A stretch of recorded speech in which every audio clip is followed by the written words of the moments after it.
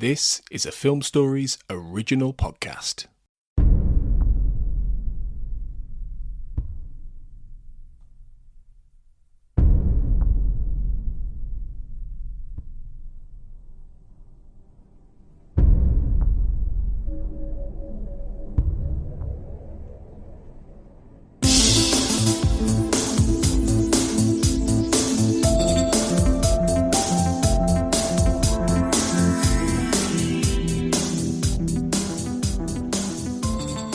Welcome back, everybody, to the X-Cast. As ever, the truth is in here. I'm your host, Carl Sweeney, and thank you for joining me for the latest episode of I Want to Believe Minute, which is the series the X-Cast is doing at the moment, where we go through the second X-Files movie 1 minute at a time, and we talk about the movie in detail. And today we've reached minute 69, which runs from 68 minutes and 0 seconds as Whitney is looking for the suspect. And it runs through to 68 minutes, 59 seconds as a new scene is beginning. And that's the point at which we're going to hand the baton over to a new team for the next episode. But joining me for this one, once again, is Clara Cook. Hello, Clara. Hello, Carl. I'm back. Yeah, you're back. Do you agree with me that I imagine Sarah Blair is very disappointed not to be covering minute 69? Because I think she loves a good double entendre, does Sarah? Even a single entendres she's quite fond of as well, I think. But sorry, Sarah. Sorry, Sarah. we've got the reins for this one. Before we get going, quick reminder that you can follow us on social media. And if you're enjoying the show, please do consider giving us a quick 5-star rating and review on Apple Podcasts or any other platform that you're using. Okay, so quite a big minute then, Clara. The end of this chase that we've been talking about, which has run over the past few minutes, and it's been fun, I think, to talk about the appeal of movie chases and, what they do well and what they don't do well. In this one, again, it's that thing where there's more cross-cutting between what Drummy is up to and what Mulder and Whitney are up to. This is the minute, like I said, where Drummy opens that box and finds the head, which we were discussing in the previous minute. Whitney pulls her gun on Callum Ferreri. She doesn't know where Mulder is, and ultimately she meets her end because she comes face to face with the villain. He pushes her down the elevator shaft, and she falls a long way, doesn't she, onto what looks like kind of a sharp spring of some kind, or possibly a spike. And whichever way you slice it, that is not a nice way to go, I don't think. No, it's a horrible death, actually. I think it's a long fall, isn't it? Yeah, and it's interesting that she doesn't hit any of the floors as she's going down. I wondered if that would happen, but I guess if she's not moving, she's just falling, then maybe. I don't really know the sort of science behind people falling down long lift shafts. I haven't ever bothered to look into it for obvious reasons. I don't really want to know. I think this scene actually covers quite a few how do I put this, like things that would naturally scare a human being. So they're leaning out over the different floors. They're leaning out over a big gap, a big drop in the ground, over a big abyss, to look up to talk to Mulder as he's leaning down to look over the abyss to talk to her.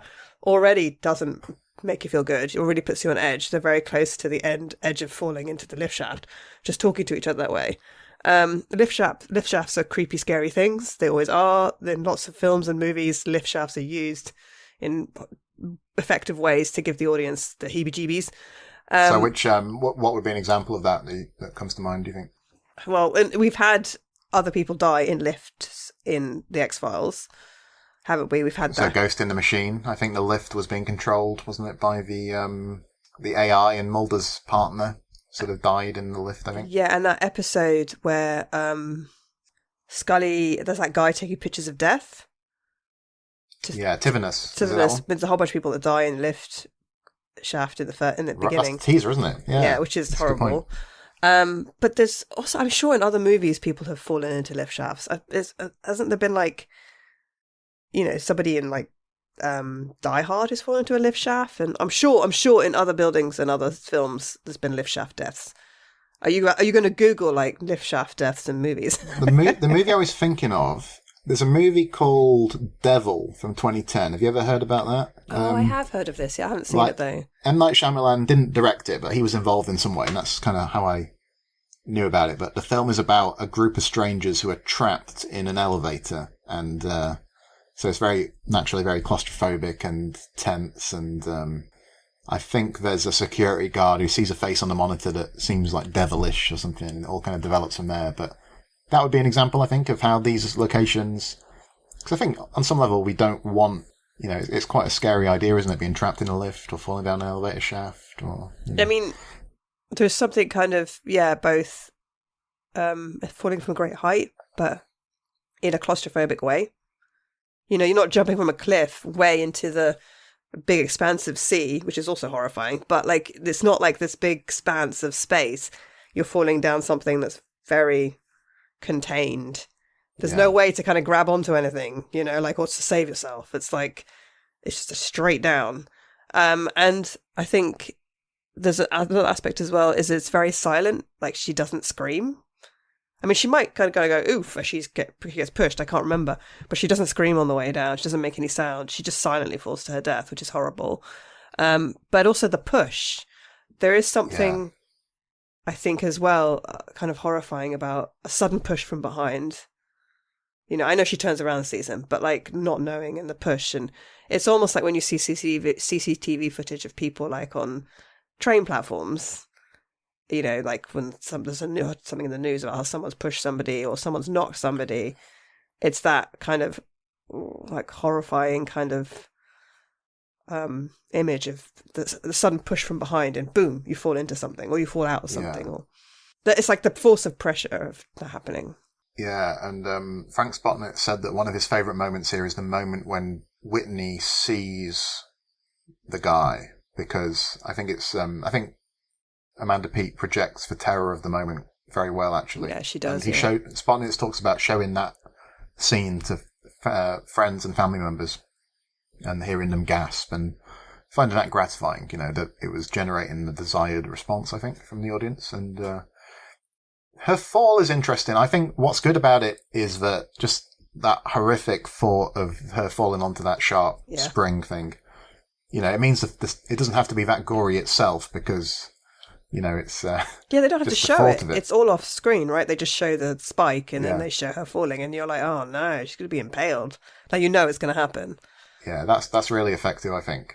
There's a moment when she's falling and you can see Amanda Peet's face, which it seemed a little bit more sort of artificial to me in a way, but I think the rest of the scene works tremendously well. I wondered if that was because in that particular period, the special effects weren't as good as they are now. Yeah, maybe. There's just a little bit of an uncanniness to it, which is a little bit distracting, I think. But this elevator shaft that we see is actually a set, but there was an elevator shaft in the location where they were filming other aspects of the chase, and Chris Carter said it was really scary, really terrifying to look down into that shaft, Yeah, so Dakota Whitney, we hardly knew ye. Clara, like you said, she was kind of marked for... an early demise, wasn't she? Yep. When she, in the previous scene, was talking about a long conversation. I think we maybe talked about this previously. I think Amanda Peet does what she can with this character. There's not a huge amount to sort of grasp onto there, necessarily. And I don't think, for all the memorable characters that have been on the X-Files over the years, I don't think Dakota Whitney's going to be near the top of many people's lists, really. I think she's going to be known by her death, really, to be honest.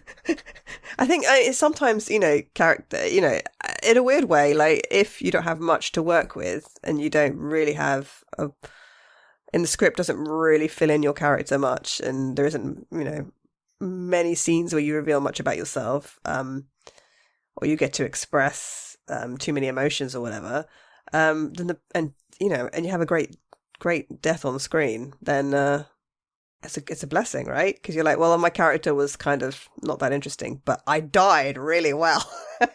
I died a really memorable death. I do wonder sometimes, when you see interviews with actors and stuff, and they're like, yeah, like the Pedro Pascal, whose character did have a lot more sort of stuff written about it in Game of Thrones, but Pedro Pascal apparently was quite delighted of the way his character died, just because it's fun to act, and also he's just like, well, no one's ever going to forget that.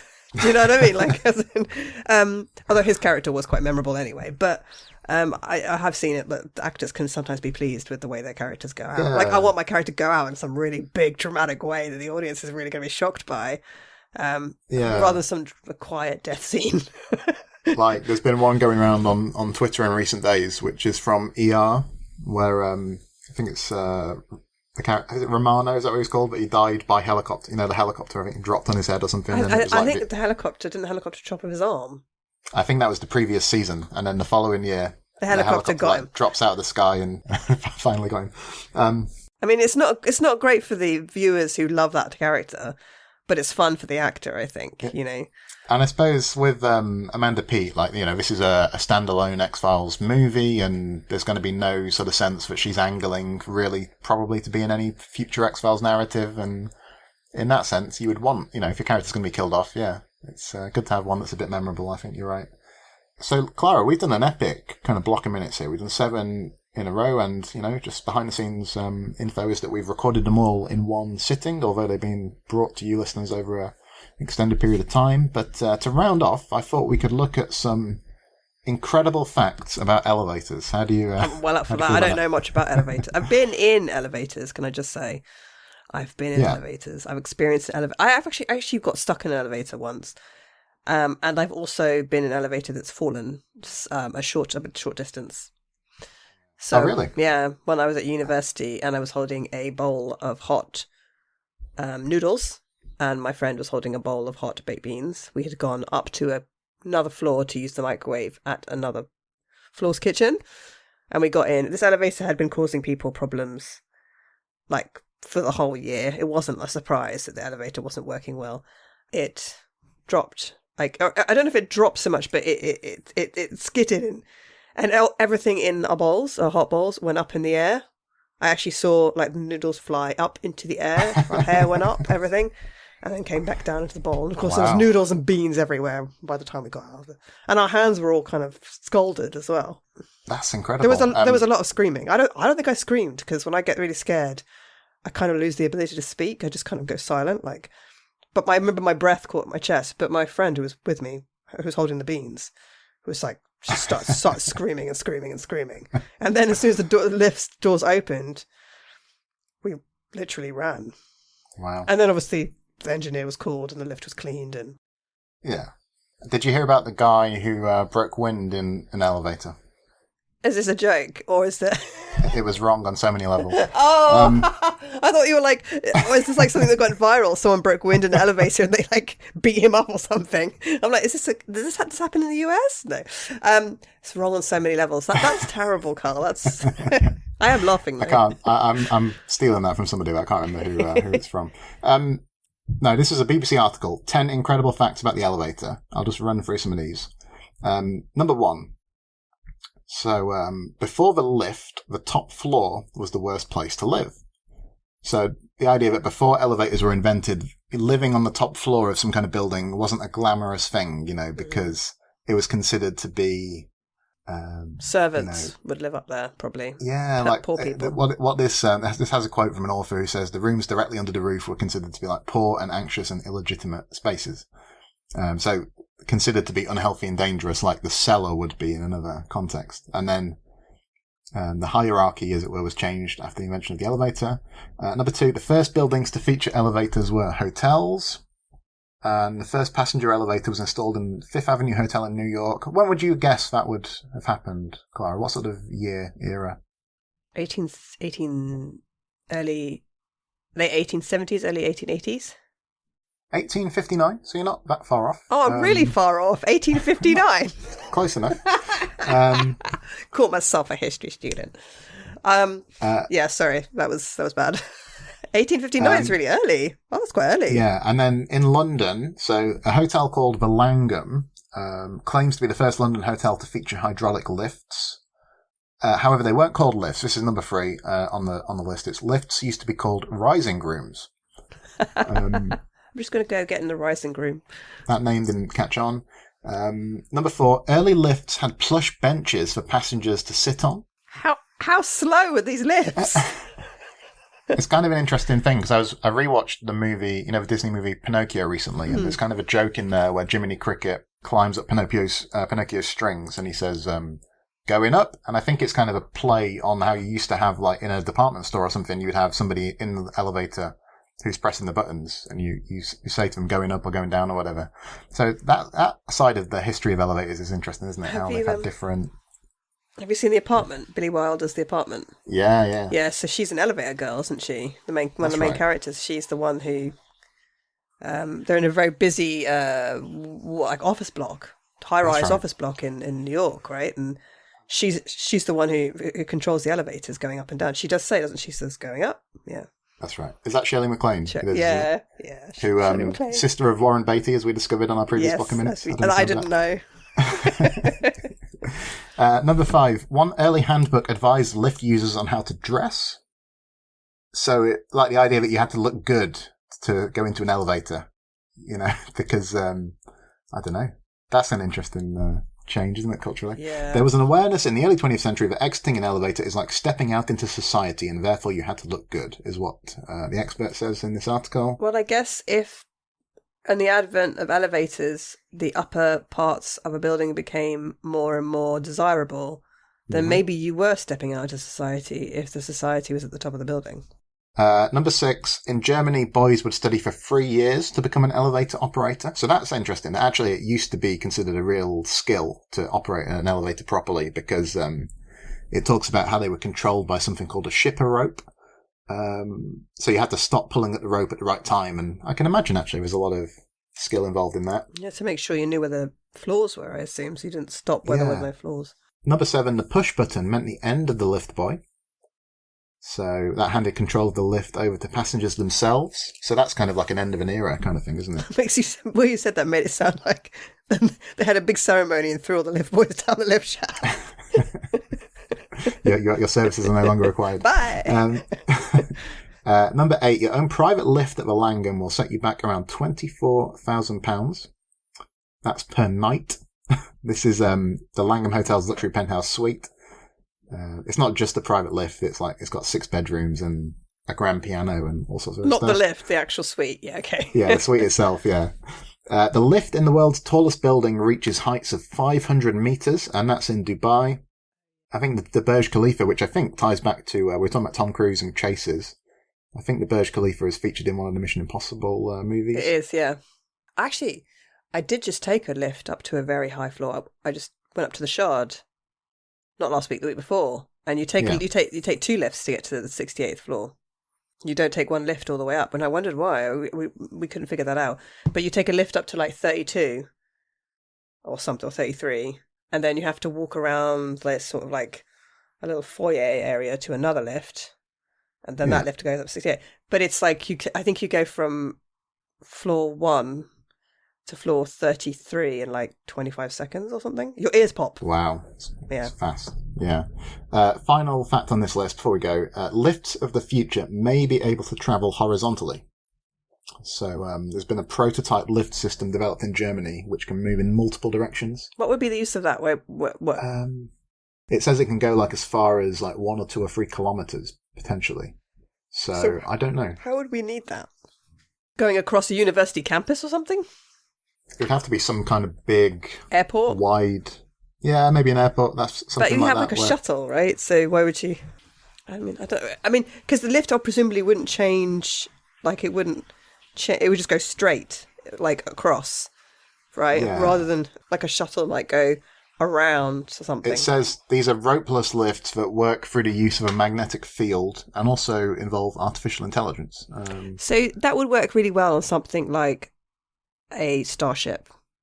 Yeah. It sounds like something that's being developed before we have the need for it. Just because we can. Yeah, like do we need build it? No, the building that it? would Yes. fit with. I mean, I guess they'll develop the lift shaft first and then they'll build whatever. But maybe hospitals, actually. It might be good for hospitals. You're going from one ward to another on the same floor. Yeah. Or like you said, an airport, potentially. Yeah. It says a test version is already installed in a tower in Rottweil, Germany. And the first building to host this revolutionary lift should be ready by 2025. So, Clara, in a few years' time, there'll be people finding the X-Cast listening to this episode, and and they'll be like, maybe in the future everybody's travelling by. Can't believe you didn't horizontal. You didn't travel horizontally. Yeah, like what's? They only went up and down in those days. What? Okay, Clara. Enough elevator discourse, I think. Is there anything else you wanted to say about I Want to Believe or anything like that? And if not, feel free to tell us where you can be found online before we go. I think I've covered everything that I want to say about chases and lifts and people falling to their deaths and lift shafts and disembodied heads in boxes and bags. Truly the X-Files, it's the X-Files when you're talking about all that stuff together. You can find me online. I'm on Instagram most of these days rather than Twitter/X, but I am on Twitter at ClaraJeanMC. You can find me online on Instagram at ClaraJeanJellybean. Obviously chose that name when I didn't realise I'd be using it so much. I do run a podcast. It's on hiatus at the moment because I am currently undergoing I'm undergoing a master's. I chose to do it to myself. I'm studying for a master's, but it's called The Tales We Tell, and it's a podcast about gender and women in film, television, and fiction. We do cover an episode. We have a back catalogue, so we do cover episodes like we do cover one on the Jurassic Park movies. We've done one on Scully. I don't think we've done one on chases, but maybe I should do women in chasing in the next time I'm there. And you can find that also on like any podcast providers. You can find it on Twitter. There's a Twitter page for it as well. So it's called The Tales We Tell. Brilliant. Thank you, Clara. And we are handing over at this point to a new team who are going to be with you listeners next time out to cover minute 70. And until then, until you hear minute 70, always remember, trust no one.